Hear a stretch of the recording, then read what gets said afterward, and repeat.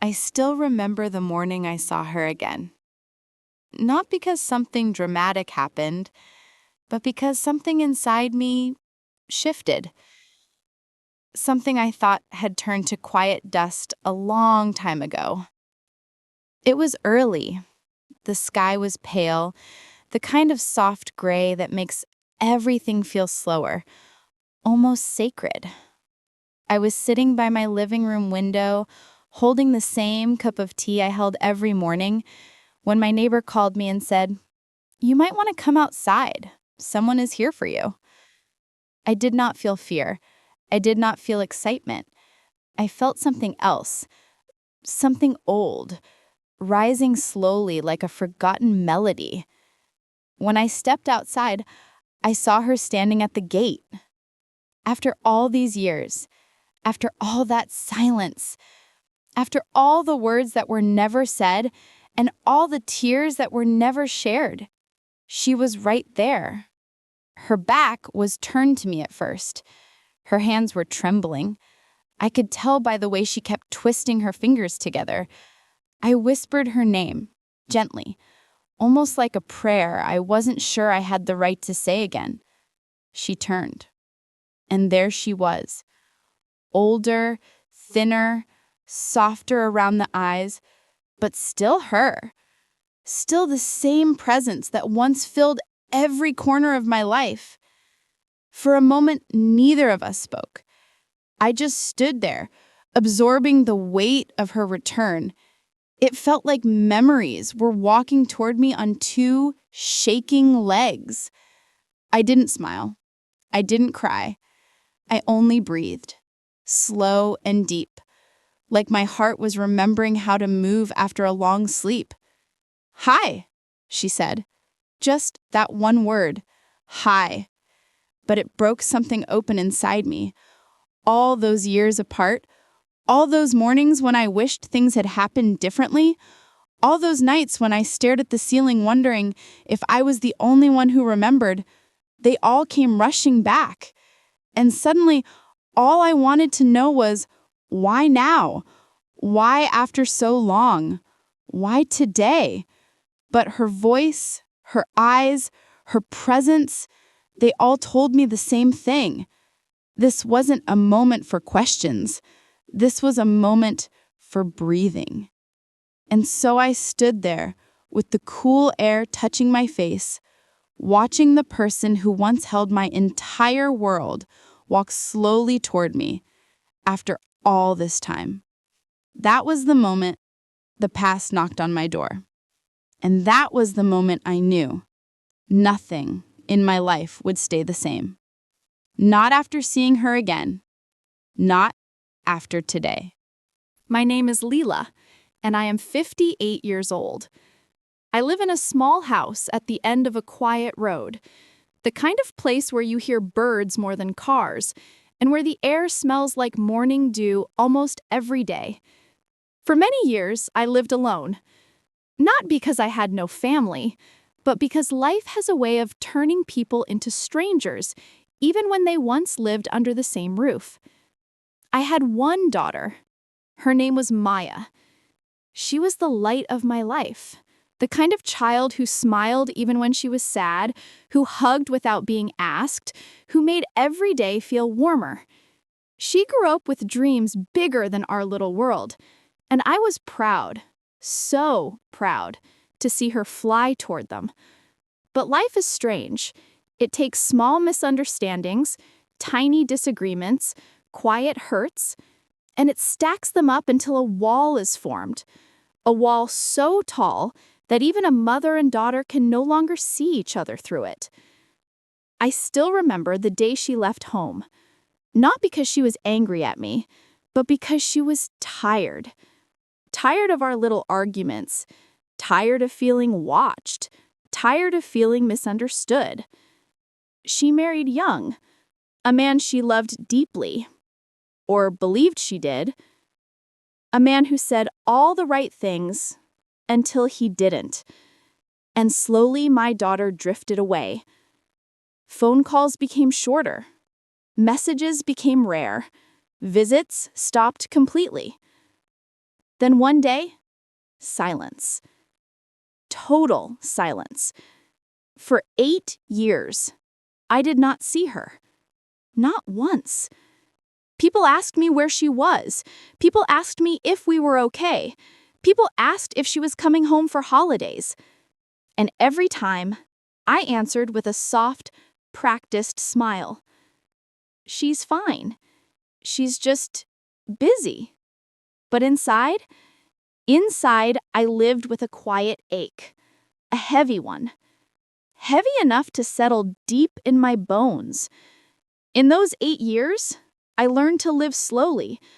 I learned to make peace with unanswered questions. I learned that the heart grows softer the longer it waits.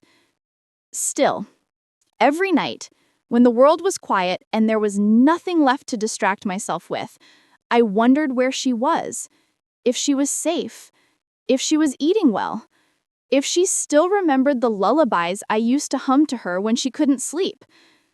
But the truth? I wondered most about one thing. Did she still need me? Even a little? And then, after all those years, she came back. Not with a suitcase, not with excitement, not with loud steps or open arms. She came back quietly, like a whisper, like a memory trying to become real again. And that morning, when I saw her standing at my gate, my entire world shifted. She didn't walk into my arms. She didn't run to me. She didn't cry. She just stood there, her fingers nervously twisting the ends of her sleeves. "I didn't know where else to go," she said softly. That one sentence broke something inside me, because for years I thought she had more places than she needed, more people than she needed, but maybe I was wrong. "Come inside," I said. My voice felt different, like it belonged to someone older, someone who had learned too many hard lessons. Inside, the house smelled like cinnamon tea and old books. I saw her eyes wander slowly, quietly, almost carefully, as if she was walking through a memory she wasn't ready to touch. She sat at the same table where she once did her homework, the same table where she once told me her dreams, the same table where she once laughed so loudly that the neighbors thought we were celebrating something. Now, she sat silently, her eyes fixed on her hands. There was something in her face, something tired, something defeated, something that looked like the weight of many unspoken years. For a moment, the silence between us felt heavy, yet fragile. Like one wrong breath could break it completely. She kept her eyes lowered, tracing tiny circles on the wooden table with her fingertip. I could tell she was searching for words, or courage, or maybe both. Finally, she whispered, "Mom, I'm sorry." My heart tightened, not because of the apology itself, but because of how small her voice sounded, like someone who had forgotten how to speak without fear. I wanted to say it was okay. I wanted to tell her she didn't need to apologize. I wanted to reach across the table and cover her trembling hands with mine. But I didn't. Not yet. Instead, I waited. Because sometimes the most loving thing you can do is let someone say what they carried for too long. She took a deep breath. "I stayed away because I felt ashamed," she said quietly. "Ashamed of my choices. Ashamed of how things turned out, and ashamed of coming back to you with nothing." I felt my breath catch. "Nothing?" I asked softly. "You came back with yourself. That is everything." Her eyes lifted to mine, and for the first time since she arrived, I saw the girl she once was. The one who used to run into my arms, the one who used to braid my hair clumsily, the one who used to fall asleep on my lap after long days. But now, she carried a different kind of exhaustion. "I thought he loved me," she said, her voice cracking slightly. "I really did. In the beginning, he was kind. He made me feel seen. He made me feel like leaving home wasn't such a scary thing. Her fingers tightened around the edge of her sleeve. But slowly, things changed. He changed. I changed. I kept trying to fix everything because I didn't want to admit I had ruined my life. She looked up again. Her eyes glistened with unshed tears. And every time you called, I felt guilty. I felt like a disappointment, like I had thrown everything away, so I stopped picking up, because hearing your voice made me feel the kind of pain I didn't know how to face. My throat tightened. I swallowed slowly, letting her speak, letting her release the weight she had carried for years. She continued softly, "He controlled everything. Where I went, who I spoke to, even how much I smiled. I couldn't tell you. I didn't want you to worry or come looking for me or think you raised me wrong." She shook her head. "I kept telling myself things would get better. I kept giving him chances. I kept believing he would go back to the person he was." A long pause. Her voice dropped to almost a whisper. But he never did. The room felt smaller, warmer, filled with the kind of truth that makes you breathe slower.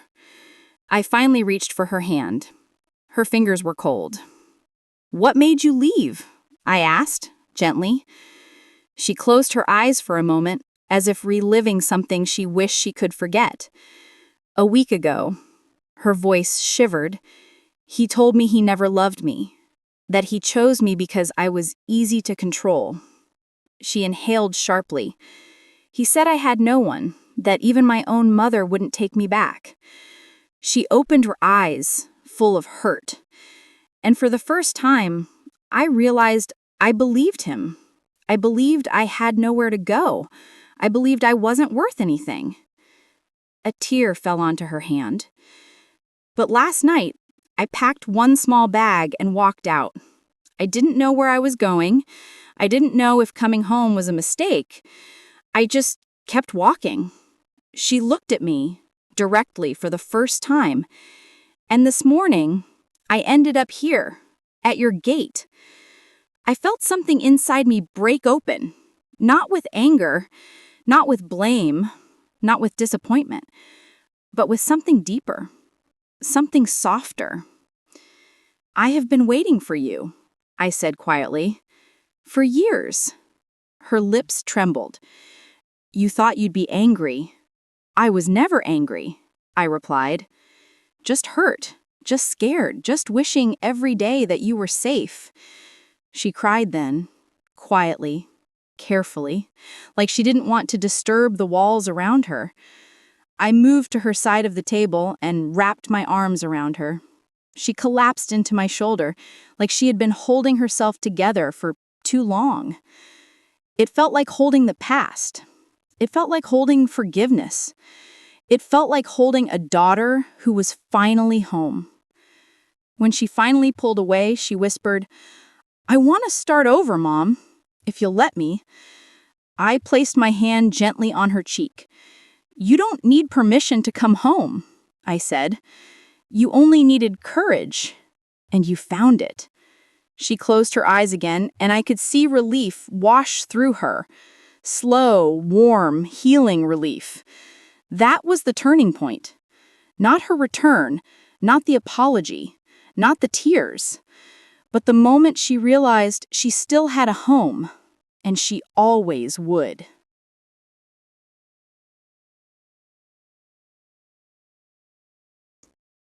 The hours after her confession felt different.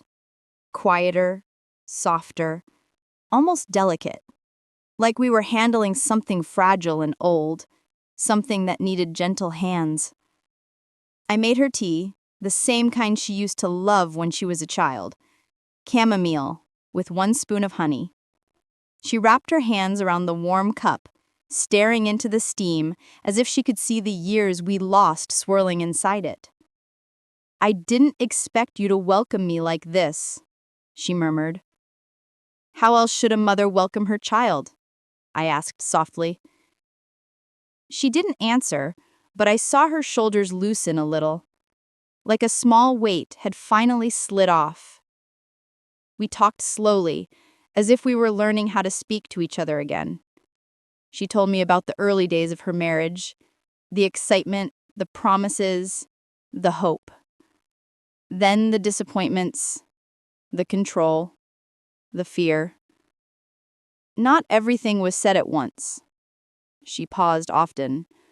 Sometimes she looked out the window, watching the pale afternoon light settle over the garden. Sometimes she stared at her hands, as if the past was written in the lines of her palms. I kept thinking I could fix it, she whispered. I thought if I changed myself enough, he would treat me better. I reached over and touched her hand gently. You were never the problem. Her breath trembled. I know that now, she said quietly.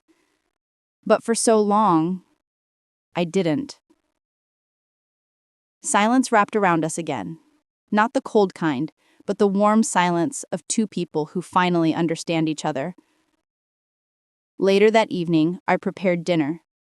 Something simple: rice, lentils, and warm bread. She helped me in the kitchen, moving slowly, like she was relearning the rhythm of this house. As she chopped vegetables beside me, she said, "This feels strange, like I am stepping back into an old life."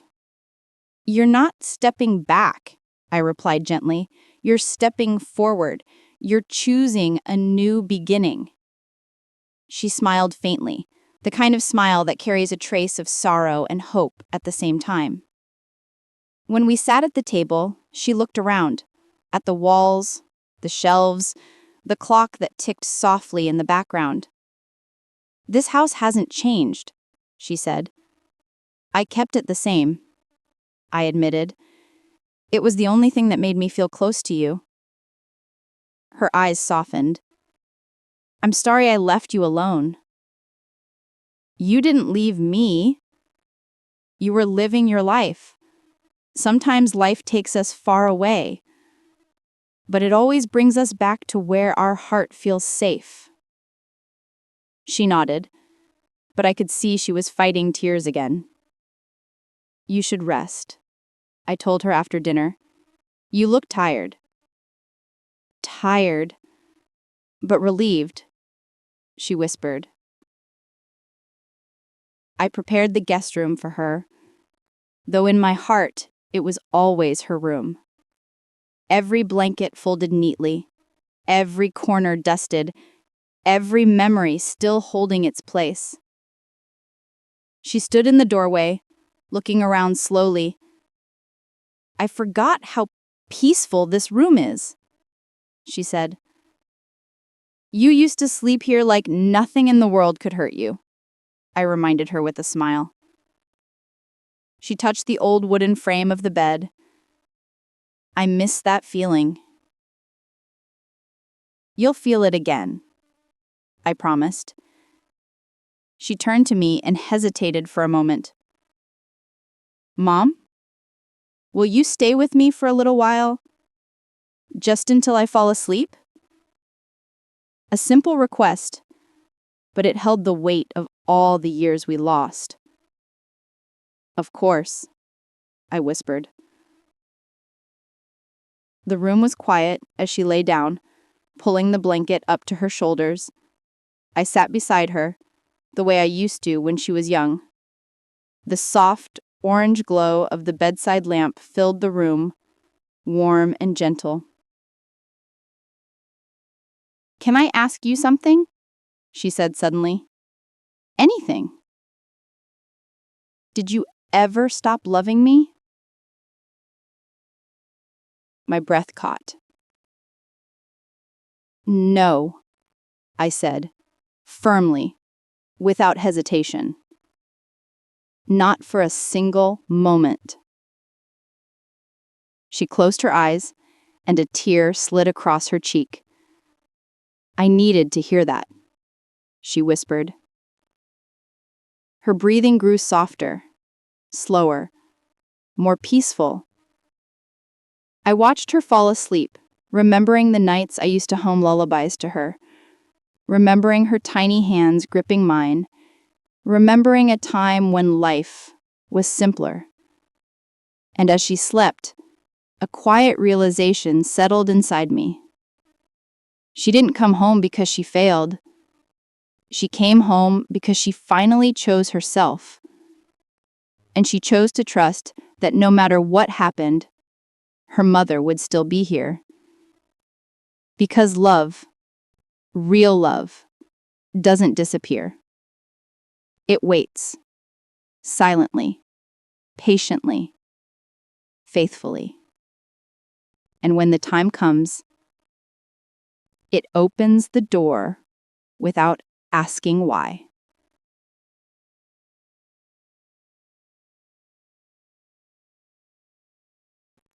The next morning, the sunlight entered her room in a quiet, golden way.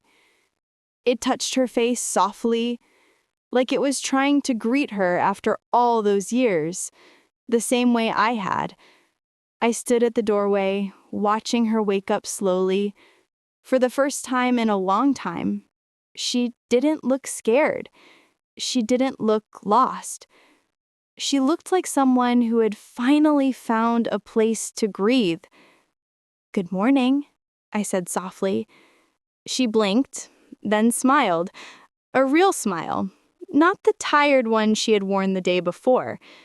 "It feels peaceful here," she whispered. "It always has," I replied. "You just forgot how peace felt." We sat outside on the small porch, sipping tea. The morning birds were singing. The air felt light, almost gentle. There was silence between us. But this time, it wasn't filled with pain or questions. It was the silence of two hearts learning to live side by side again. After a few quiet minutes, she said, "I want to stay, if that's okay." I turned to her and met her eyes. I said, "This is your home. It never stopped being yours." She swallowed, her voice trembling slightly. "I don't know what tomorrow will look like. I don't know how to fix everything in my life." "You don't have to know," I told her. "You only have to take one day at a time." She nodded slowly. Then she said something I never expected to hear. "I thought I lost you." I shook my head. "No, you lost yourself, but you found your way back, and that is what matters." Her eyes filled again, but this time it wasn't sorrow. It was relief. Later in the day, she helped me water the plants in the small garden. She touched the leaves gently, like each one held a memory of her childhood. "I used to play here," she said softly. "I used to bring me little flowers, tiny ones, always half crushed in your hand." She laughed under her breath. "I remember. You always pretended they were perfect." "They were, because they came from you." She looked down at the soil, her smile fading into something thoughtful. "I wish I could go back to the time before everything went wrong." I placed my hand on her shoulder. I said, "You don't need to go back. You just need to move forward. And you don't have to move alone." She leaned slightly toward me. Not a hug, not a gesture of dependence, but the quiet leaning of someone who finally felt safe. When the sun began to set, we sat on the porch again. The sky turned shades of orange and gold, slowly fading into purple. Her head rested lightly on my shoulder. "Mom?" she said softly. "Yes?" "Thank you for not closing the door." I took a deep breath. "I never closed it. You only stepped away. The door stayed open, waiting for you." She closed her eyes, and I could tell she was letting that truth settle deep inside her. "You're stronger than you think," I told her. "You left when it was hardest to leave. You returned when it was hardest to return. That is strength." She didn't reply, but I felt her fingers gently touch mine, a small gesture, full of meaning. A gesture that said, "I'm here. I'm trying. I'm healing." That night, after she had gone to sleep, I sat alone in the living room. A soft lamp glowed beside me. The clock ticked in its patient rhythm. The silence felt warm, the kind of silence you can sit inside without feeling alone. I closed my eyes and let the day settle into my heart. For years, I worried about her. I wondered how she was. I wondered if she was happy. I wondered if she remembered me.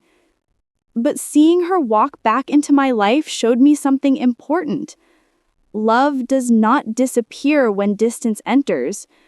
Love does not break when silence stretches long. Love does not end when mistakes are made. Real love, the love between a parent and a child, simply waits, quietly, faithfully, without judgment. And when the lost one finally returns, love opens its arms as if no time has passed. Because love is not a door that closes. Love is a light left on, so the ones who lost their way can find their path home. Sometimes the people we love will walk far away. But if we keep our hearts gentle, if we leave the door open, if we choose patience over pride, they will find their way back. And when they do, don't ask why they were gone. Don't ask what took them so long. Don't ask for explanations or apologies. Just be there, with a warm smile, with open arms, with a quiet heart. Because home is not walls or rooms. Home is the place where love waits, patient, steady, unshaken, for the day a familiar knock finally comes again. And on that day, like mine, your world may also change. The moment you finally see them again, after all those years.